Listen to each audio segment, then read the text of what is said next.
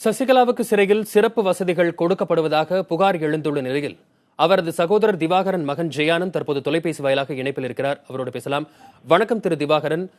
திருமதி சசிகலாவிற்கு சிறையில் சிறப்பு வசதிகள் ஏற்படுத்தி கொடுக்கப்படுகின்றன என்கின்ற ஒரு குற்றச்சாட்டும் எழுந்திருக்கிறது. இதை பற்றி உங்கள் கருத்து என்ன? அந்த குற்றச்சாட்டை எழுப்பியிருக்கிற டிஐஜி ரூபா அவர்கள் இதே டிஜி பிரசன்ஸ் இவர்களால் 2 முறை மெமோ வாங்கப்பட்ட ஒரு நபர். கடைசி வாரத்துல கூட டிஜி பிரசன்ஸ் கிட்ட இருந்து இந்த டிஐஜி ரூபா மெமோ வாங்கியிருக்காங்க. அந்த அவங்க மெமோ வாங்கிய அந்த காரணத்தினால் அவர்கள் இப்படி ஒரு குற்றச்சாட்டை சசிகலா எங்களுடைய பொதுச் செயலாளர் அவர்களை ஒரு பகடக்காயாக பயன்படுத்தி அவர் மீது ஒரு குற்றச்சாட்டை வைத்திருக்கிறார்கள் என்று தான் இதை பார்க்க வேண்டும்.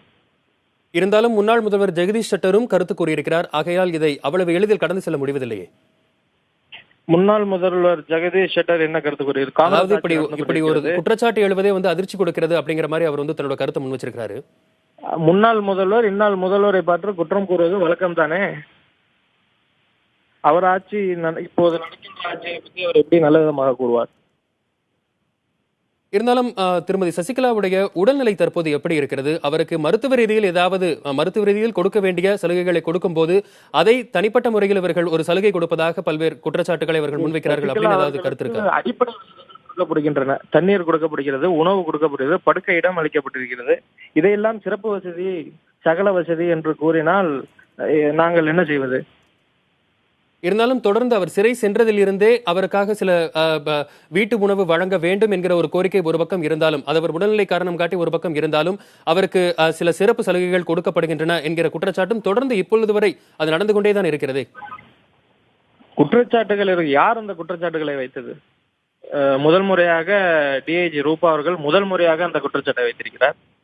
இப்போது வரை அவர் அதை எழுத்து வடிவத்தில் இன்று வரை அவர் டிஜி கிட்ட கொடுக்கவில்லை.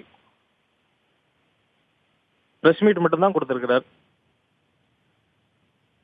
டிஜி ரூபா தன்னிடம் உரிய ஆதாரங்கள் இருப்பதாகவும் கூறியிருக்கிறார். உரிய விசாரணை நடத்தினால் அந்த மறைந்திருக்கும் உண்மையெல்லாம் வெளிவரும் என்று அவர் எல்லா ஆதாரத்தையும் உடனடியாக வெளியிடலாம். யாரும் அவரை தடுக்க போவதில்லை. இல்ல, தொடர்ந்து இந்த மாதிரி குற்றச்சாட்டு வைக்கிறதுக்கு என்ன காரணமா இருக்கலாம் அப்படின்னு நீங்க நினைக்கிறீங்க?